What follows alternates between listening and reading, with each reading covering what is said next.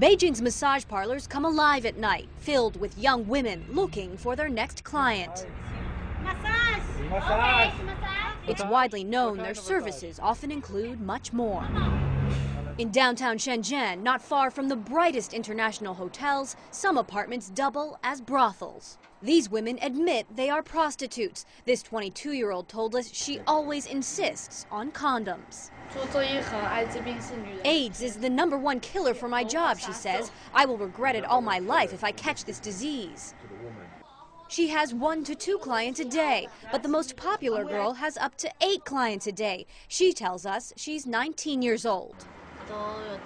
I always use a condom or take an injection, she says. The medicine can prevent sexually transmitted diseases.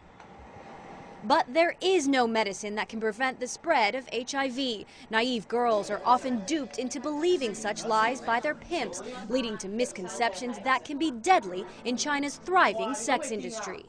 One of the things we have seen in China is that knowledge about HIV/AIDS is very low in the general population, and certainly also in the sex work industry. And that is a big, big problem.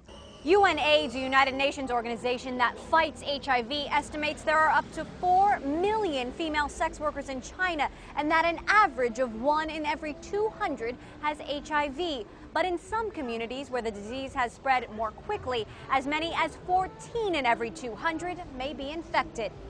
The Chinese government says sex recently surpassed intravenous drug use as the dominant mode of HIV transmission, and that prostitution accounts for a significant number of new infections. Sexual transmission is the hardest to control, says the head of China's Disease Prevention Bureau. This will be a big challenge for China in the future. The government says it's working to educate as many sex workers as possible, a daunting task in a huge country. As China's economy grows, the income gap is getting wider. More people can afford to buy sex, and more women say they have no choice but to sell it. I can only rely on myself, this woman says, but this is a short-term business. A business that's only becoming more risky. Emily Chang, CNN, Beijing.